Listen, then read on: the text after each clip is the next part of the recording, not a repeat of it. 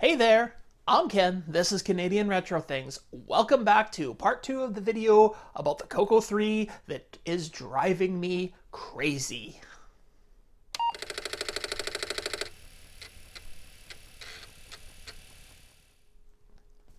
If you haven't seen part 1 of the video yet, then why haven't you seen part 1 yet? This is part 2, and part 1 is the part that comes first and should be watched first.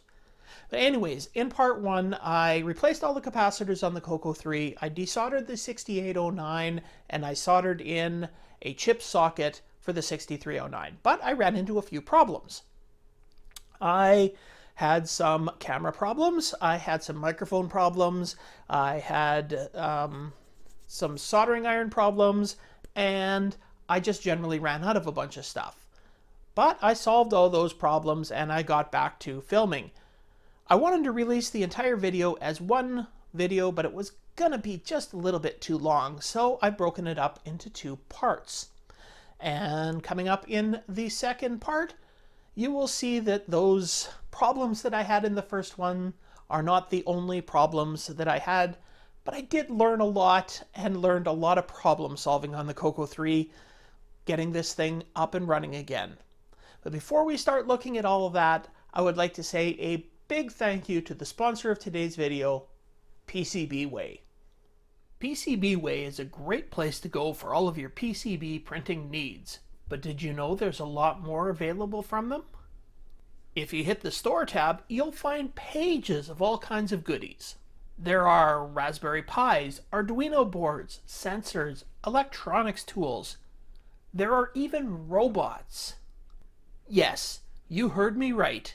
You can buy things like robotic arms. I mean, who didn't want one of these from Radio Shack back in the 80s? You can even buy a robotic cat that can learn tricks. PCBWay is not just for printing PCBs. So my camera decided to stop working again. So I guess I have to give you a quick recap of everything that has happened since that took place. Alright, well, you saw me get the 6809 out of there and put the socket in. Now, I thought I had only screwed up 3 of the traces on this side. Well, I also screwed up one on this side, but don't have to worry about that one because it's one that's not connected to anything. So I thought I screwed up the 3 on this side. So what I did, I don't know if you can see it in there, but I actually, because the pads were still okay on this side of the board, I soldered in under the socket to the pads in the 3 spots. And that all worked. So I tested that out. I got out my multimeter and tested the continuity. The spots that I had to solder to this side of the board were pin 9, which is connected to pin 9 over here. Works. And then pin 11, which is pin 7 on this side. That works.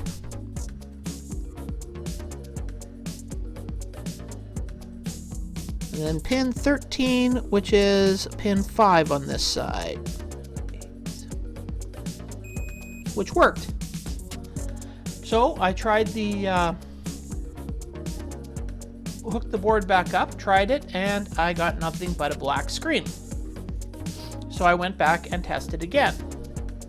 Well, it turns out that I also screwed up the other pins in here. So pin 10 and pin 12 are also not connected. So I basically messed up this entire part of the board. So I have added a bodge wire there. I'm about to add a bodge wire to there so that this is then connected as it should be.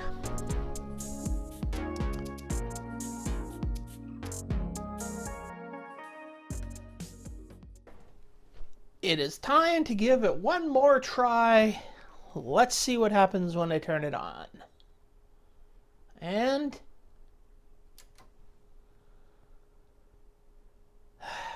nothing.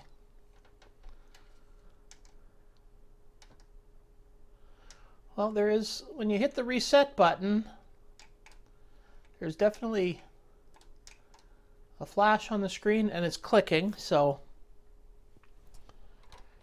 it's the video output. Something is still wrong there. I have spent many hours going over all of the stuff on the board. I have been spending a lot of time in this area right here, which is the part that I had to do the bodge wires and stuff. Then I thought, you know, looking at the diagram, I've only been testing up to pin 20 on here.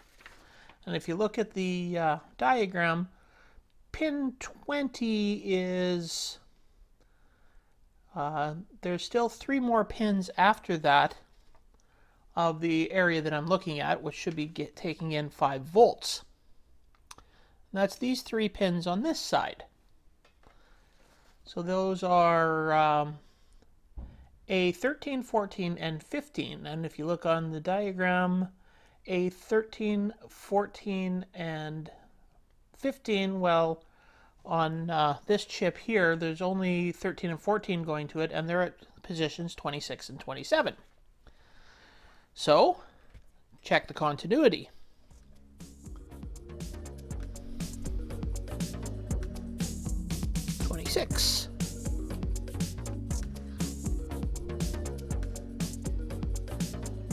Nothing. 27. Nothing.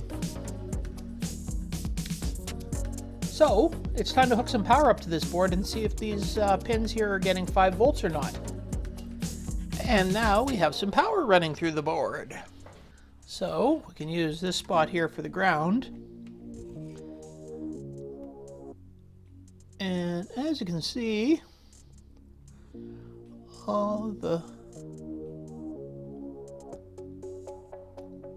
of the pins on this side, as long as I keep the thing on the ground, are getting the 5 volts that they need.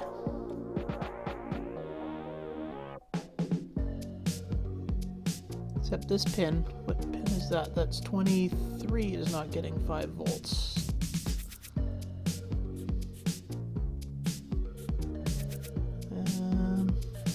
No, that's 18. Not. Oh, well, let me just double check 18 there.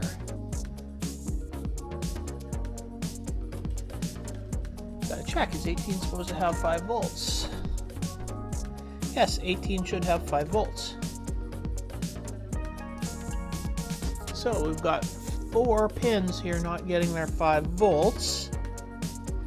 That's A10, and A10 is going to 21 on there. Let's check continuity. 21. And we'll get no continuity there. Okay, I gotta think about this for a minute. Now, I did figure out that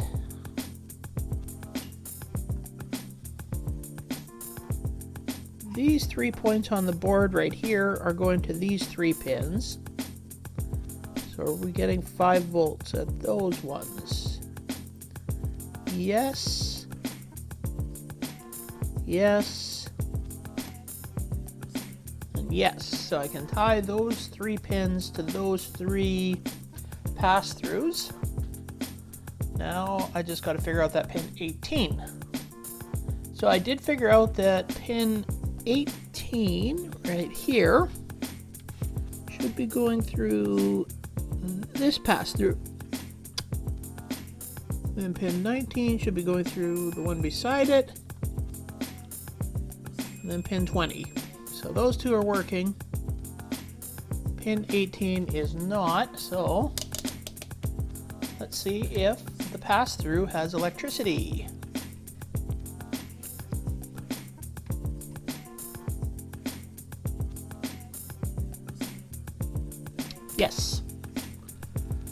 Alright, so I am going to have to put in 4 more bodge wires because I do not know, the pads must be busted in there, so I don't know. Every time I fix something on this board, something else goes wrong.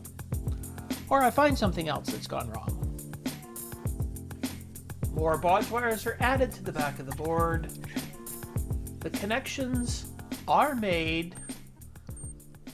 So the last thing I have to do is add the chip and test this board.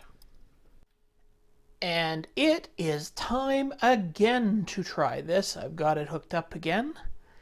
Let's hope third time is the charm.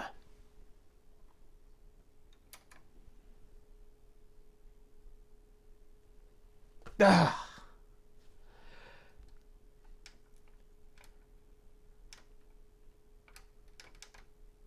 Well, still getting nothing.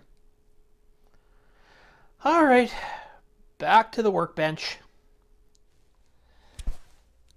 So I spent a little bit of time looking over the board, couldn't find anything else wrong immediately.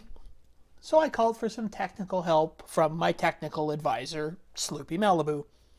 And we were talking, and he told me to definitely check the clock signals. Now, the clock signals on here are pins 34,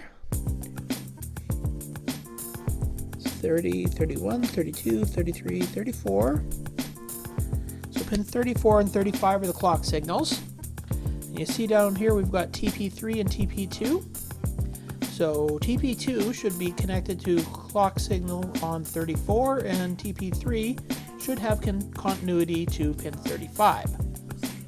So we check. And 34 is getting nothing. 35 is getting continuity. Now if you trace back TP2, it goes underneath the gimme here and comes out right here at, that is C10. So we test continuity there, and we've got it. Now if you follow the trace from there, it comes over to right over here. So a pass through, which we've got continuity to, and then from this pass through right here, goes straight up to pin 34. So there's obviously a problem between the pass-through and pin 34. So time to add to the spaghetti that is the back of this circuit board and put in another bodge wire.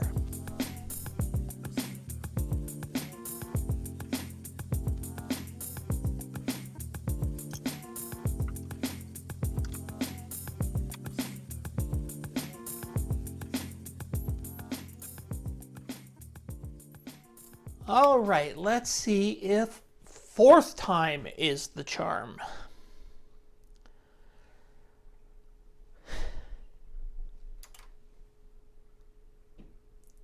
Oh yes, it is working. Praise the gods of retro computers, it's working. Finally, this CoCo 3 is working again. This has been a month to get this thing working, and in that time I have officially dubbed this computer the Cursed CoCo 3 because I have had equipment failure, I have had camera failure, I have had sound failure. When I upgraded this thing, I did the 6309 in it with the chip holder. Well, I did lift a couple of the solder pads when I did that, so I had to fix those with bodge wires, but everything else was well connected. Then I put power into it, and a cascading effect of things stopped working. I would test it once, it would be working fine. Plug it in, black screen, test it again, and now it's not working. So I have had to turn the back of that computer into a spaghetti factory, but it's working again. Finally. I didn't get as far as I wanted to. I wanted to replace the keyboard on that with one of Rick Euland's new key connectors or key board circuit boards. but that will be the next video. And I'm hoping by the time I'm doing that, I am also going to have a memory upgrade for this computer. But I guess I am happy that you have made it this far in the video. So don't forget that a like, a subscribe, and a comment are all things that would greatly help the channel and are greatly appreciated. So until next time, I will see you.